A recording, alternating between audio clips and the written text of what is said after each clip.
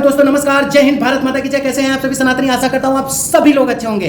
दोस्तों आज की ये जो वीडियो है ये चौथी कड़ी है राजस्थान में हुए कन्हैया साहू की निर्मम हत्या। जी हाँ दोस्तों, कन्हैया साहू का जिस तरीके से गला रेत कर हत्या कर दी गई उसकी चौथी कड़ी मैं आपके सामने लेके आया हूं और इस कड़ी में मैं आपको दिखाऊंगा कि किस तरीके से हत्यारों के परिजन, जी हाँ दोस्तों, उनका मैं तो नाम नहीं लूंगा, उन हत्यारों का जिन्होंने कन्हैया साहू की हत्या की, मैं उनका नाम भी लेना पसंद नहीं करूंगा।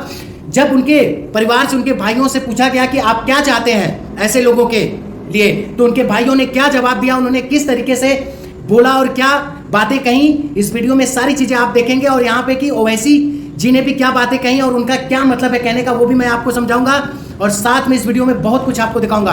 तो चलिए वीडियो को स्टार्ट करते हैं एक एक करके।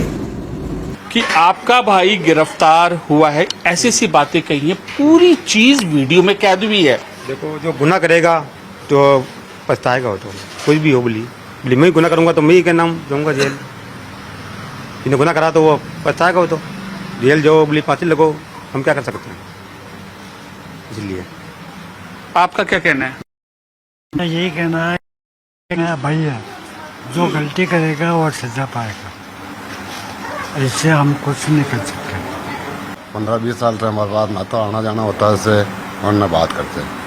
अगर ऐसी गलती की है तो सज़ा मिलनी चाहिए, चाहे मेरी औलाद ही क्यों नहीं हो।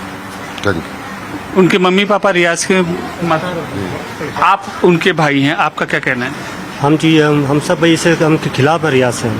हमारे 15-20 साल से हमारे पास रहता ही नहीं है, हमारा बोलचाल बहुत कम है। अब इसने क्या करा हमें और देश दी, वो कहना सजा दो और सजा दो, आप बोली फांसी दो, उम्र की सजा दो, आप वो आपके ऊपर है। हम तो ये सजा दो, गुनाह करा तो उसको सजा मिलेगी, दो गुनाह करा सजा दो। आप जिसने गुनाह करा उसको सजा मिलेगी। फांसी दो हमारी तरफ से, फांसी दो हमारी तरफ से, हम हमारी तरफ से सजा दो। शर्म आती है आप लोग को? वो आपका भाई है। आती है ना। आज क्या करें आज, इसलिए हम सब एक घर में बैठा हूँ। शर्म आ रही है हम खुद को ही। बाजार में नहीं निकल रहे, बाजार में निकले कैसे? ये साहब, ये इसका भाई जा रहा, देखो साहब क्या कहें हम लोगों को। आपने देख लिया ना और सुन भी लिया ना, हत्यारों के परिजनों ने किस तरीके से बात बोला। और सही बात है, उन्होंने भी बोला कि जो देश का कानून, जो देश का संविधान, जो उसे सजा देना चाहे दे सकता है, हमें इससे कोई मतलब नहीं है। हमने कई सालों से उससे बातचीत बंद कर दी थी, हम लोगों का कोई मतलब नहीं है। अगर उसने हत्या की है तो उसे फांसी की सजा दी जाए। एकदम परफेक्ट उन्होंने बोला है और उन्होंने जो सच है वो सच का साथ दिया है। अब वो क्यों दिया है, क्यों नहीं दिया है, क्या कहना चाह रहे हैं, क्यों कहना चाह रहे हैं, ये अब उनका निजी मामला है, इसमें हम और आप कुछ नहीं कह सकते। लेकिन उन्होंने जो निर्णय सुनाया है वो सही सुनाया है। तो आइए दोस्तों आगे देखिए। मैं भोपाल की जनता से अपील करूंगा कि अगर आप उदयपुर के कत्ल करने वालों की मजम्मत करते हैं, कंडेम करते हैं, तो मेरे साथ नारा लगाइए, इंसाफ जिंदाबाद,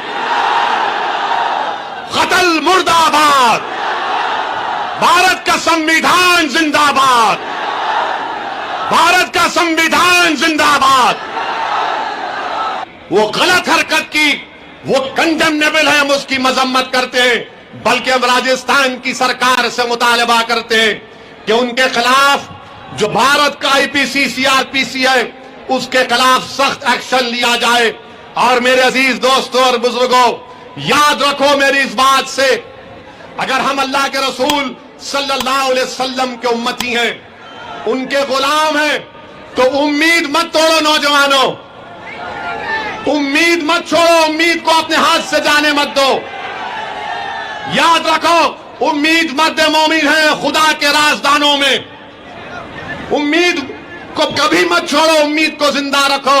अल्लाह के सामने हाथ फैला कर गिरा कर दुआ करते रहो, अल्लाह की रहमत जोश में आएगी। और तुम ये समझो मेरी इस बात को, ये जो बादल हैं जुल्म के, नाइंसाफी के, इंशाअल्लाह ये हटेंगे जरूर। तो दोस्तों आपने सुन लिया ना, इसी को कहते हैं राजनीति। इन्होंने कंडेम किया, बहुत अच्छी बात की, संविधान की बात की, बहुत अच्छी बात की, लेकिन इन्होंने फिर क्या बोल दिया? उम्मीद मत छोड़ो। क्या उम्मीद मत छोड़ो? किस चीज से उम्मीद मत छोड़ो? अत्याचार किया जा रहा है क्या आप लोगों के साथ? आप लोगों को जेल में डाला जा रहा है क्या? आप लोगों के घर परिवार को कन्हैया साहू जैसे लोगों की तरह आप लोगों की हत्या की जा रही है क्या? कैसी उम्मीद मत छोड़ो? कैसे बादल हटेंगे? क्या आप कहना चाह रहे हैं? फिर वही राजनीति पे आ गए, बात कहीं कुछ और कह रहे हैं, फिर लास्ट में कहीं कुछ और कह दे रहे हैं। मतलब खुले मंच से आप दोहरे चरित्र की बात कर रहे हैं, एक चरित्र पर आप नहीं हैं। यहां आपने जो बातें बोली कि संविधान के कानून के तहत जो होना चाहिए, अच्छी बात बोल दी, फिर आप बीच में बरगलाने लगे लोगों को। यही राजनीति है दोस्तों, इसी को पहचानना है, चाहे वो हम हो, चाहे वो मुस्लिम हो, चाहे वो कोई हो। ऐसे ही लोगों से हमें और आपको बच के रहना है, जो अपनी राजनीति रोटियां कहीं पर भी मौका मिलते सेकने लगते हैं। तो आइए आप इनकी अगली बात भी तो सुन लीजिए, जो दूध का दूध और पानी का पानी होने वाला है, जरा वो भी सुन लीजिए इनसे। आइए सुनाते हैं हम आपको। मगर याद रखो, आपको आगे बढ़ना पड़ेगा। जमहूरियत में, लोकतंत्र में आपको नेता बनना पड़ेगा, और नेता बन के आपको अपनी पार्टी मजलिस इत्तेहादुल मुस्लिमीन को मजबूत करना पड़ेगा। आप अपने वोट से कामयाब करो अपनी पार्टी को। सुन लिया ना, लास्ट में सच्चाई आपको पता चल गई ना, राजनीति समझ में आ गई ना, पार्टी आ गई ना, इनकी पार्टी आ गई ना बात। तो यही राजनीति है, इसी चीज को तो हमें समझना है, हम सभी भारतवासी को, चाहे वो किसी मजहब किसी धर्म के लोग हैं। ऐसे ही नेताओं से तो अपने आप को बचाना है, ऐसे ही नेताओं की तो बातों में नहीं आना है, समझ रहे हैं ना। यही बोलते हैं, इसी को बोलते हैं पॉलिटिक्स, और यही है भारत की लोकतांत्रिक पॉलिटिक्स कि मौका मिलना नहीं, राजनेता लोग अपनी रोटियां सेकने लगते हैं। तो आइए दोस्तों आगे सुन लीजिए जरा।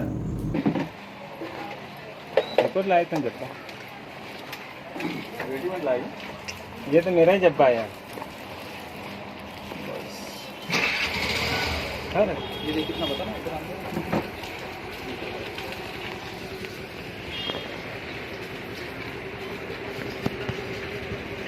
दोस्तों आप आइए, मैं आपको एक अगली पहले क्लिप दिखाता हूं, फिर उसके बाद एक भारतीय ने किस तरीके से अपने आक्रोश को बयां किया है कैमरा के सामने, खुले पोडियम पे, खुले मंच पे, जरा वो भी देख लीजिए।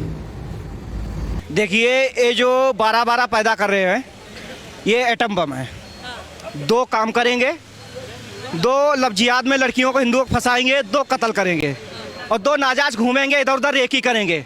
जो दोगली कौम है, अपने पड़ोसी को अब्बू जान कहते हैं। इस देश का मुसलमान गद्दार है, इस देश का मुसलमान गद्दार है, जो नंबर बाय नंबर बना के लोगों को मार रहा है।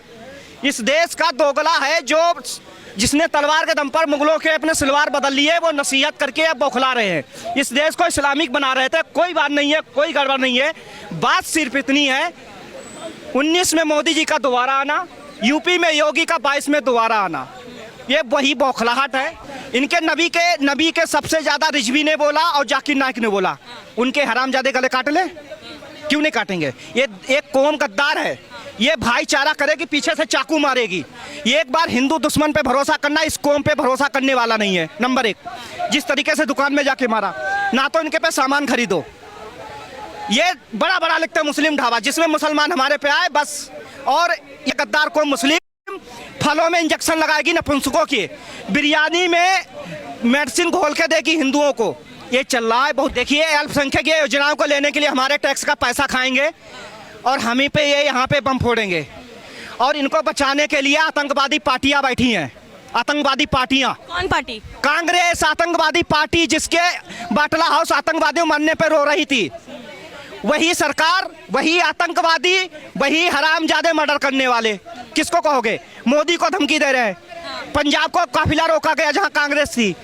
इनको इस देश कुर्बानी मांग रहा है। जब तक इस देश में मुसलमान नहीं काटा जाएगा, रोड पे उतर के हिंदू नहीं काटेगा, तब तक शांति नहीं हो सकती है। तो दोस्तों आप सुन रहे हैं ना, सुनते रहिए। देखिए, यही है, इसी को बोलते हैं आक्रोश। इंसान जब दुखी होता है और किसी सिस्टम से नाराज होता है, तो इस तरीके की ही आवाज, इस तरीके के ही शब्द निकलते हैं। इसमें हम और आप क्या कर सकते हैं? जब कन्हैया साहू निर्दोष इंसान को गला रेता जाएगा इस तरीके से, और कैमरा पे बैठ के लोग प्रधानमंत्री तक को बोलेंगे कि गला इसी तरह काट दिया जाएगा, तो जाहिर सी बात है कि लोगों के बीच, प्रधानमंत्री और इस देश से प्यार करने वाले लोगों के बीच आक्रोश तो पैदा होगा ही, और आक्रोश शब्दों के माध्यम से बयां भी हो रहा है। तो चलिए आगे देखते रहिए।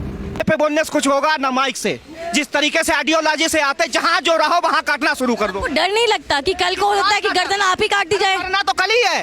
अरे मारेंगे, घर में आपका भी घर खाली कराया जाएगा, और ज्यादा नहीं 15 साल में। इन्हें दिक्कत मोदी योगी शाह से नहीं, इन्हें दिक्कत है तुमने वोट क्यों बीजेपी को बैठा दिया, हिंदू पार्टी, नहीं तो ये 10 साल में इस्लाम कंट्री घोषित हो जाता। सरकार ने FIR वापस कराई, समझौता कराया, दबाव डाला गया उस पर। दबाव डाल के ये प्री प्लान्ड हत्या है, कांग्रेस ने हत्या करवाई और इन्हें विदेशी मुसलमानों की फंडिंग आई जबरदस्त। ये 24 की तैयारी कर रहे हैं ना। इस देश में जिस तरीके से हिंदुओं की निर्गम हत्या की जा रही, समस्या क्या है? ये 20% नहीं है। वो जो मदनी बोल रहा था आतंकवादी मौलाना, 50% हो चुके हैं। जनगणना होने दो, उसके बाद पता चल जाएगा। ये 20% है ही नहीं। हमारा देश जो है मांग रहा है, जो सच्चाई है, देश कुर्बानी मांग रहा है। जब तक के काटे नहीं जाएंगे, जब तक के काटे नहीं जाएंगे, तब तक हिंदू काटा जाएगा। और जब ये रोड पे उतरोगे तब 10 साल के लिए स्टॉपेज लगेगा। एक बार फिर जैसे इन्होंने जिंदा जलाया ना हमारे कार सेवकों को गोधरा कांड में, फिर इनकी दबा के जलाई, जैसे दिल्ली में किया ना शुरुआत इनने, फिर दबा के जली। फिर अमानतुल्लाह पेशाब कर रहा था एलजी के गेट पे मुजफ्फरनगर में। ये शुरुआत इस देश का मुसलमान सिर्फ और सिर्फ देश का सत्यानाश करना चाह रहा है, अर्थव्यवस्था नुकसान पहुंचा रहा है। जहां भी देखो रोड जाम, जहां भी देखो आंदोलन, जहां भी देखो बम फोड़ेगा। पढ़े लिखे MB PhD। ये जो अभी चल रही थी ना अग्निपथ, इसमें टोटल मुसलमान देश का था, कोई उसमें नहीं लड़का था। टोटल मुसलमान मोखरा बांध के ट्रेनों को जला रहा था, ये अंगूछा पहन के हिंदुओं को बदनाम करने के लिए। ये ऐसे हरामजादी कौम है, गद्दार है, देश के आतंकवादी हैं, जो कपड़े हिंदुओं के पहन के साले मंदिर में जाके ब्लास्ट करते हैं। ये IIT मुतरजा मस्जिद में नहीं घुसा, गोरखपुर मंदिर में घुस गया। ये कौन है? और ऐसे आतंकवादियों के लिए रात में कोर्ट खोलते हैं। ऐसे जजों को तोप से उड़ा देना चाहिए जो 3:30 बजे कोर्ट खोलते हैं। तुम अब भी इतने अंधे हो, तुम इतने बहरे हो, तुम्हें अब भी कुछ सुनाई और दिखाई नहीं दे रहा। जिस तरह मोदी जी के कार्य हैं और जैसे मोदी जी की नीति है, सभी को पता था। ये लोग 70 साल से इसीलिए नहीं बोल पाए कि इनके मन में खौफ था। आपको पता है, जो 2 लोग इन्होंने आतंकवाद फैलाया है, ये जेल में डालने की बातें कर रहे हैं, लेकिन इतना ही पर्याप्त नहीं है।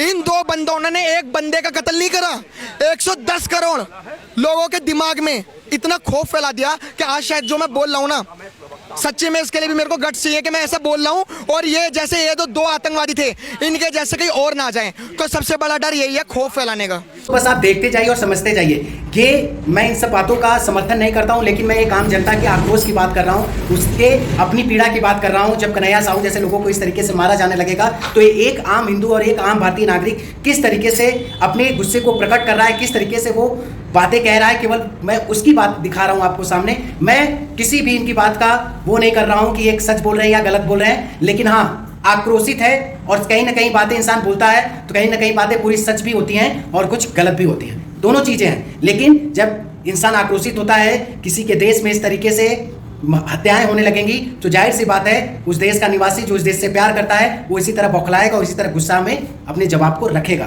तो आइए ये सारी चीजें हम आपको दिखाते हैं। जो थे वो फिल्म बनाओ ना, तुम्हारी हिम्मत नहीं है।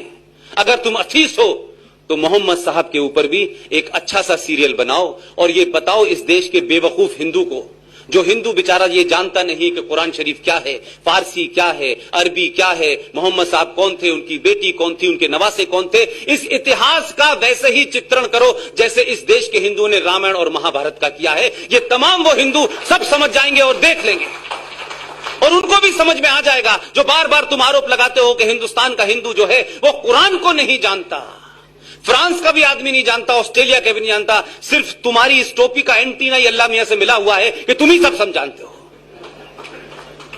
तो एक तरफा तुम जानते थे, अब लोगों ने पढ़ना शुरू कर दिया है, उनको पता है कुरान में क्या लिखा है।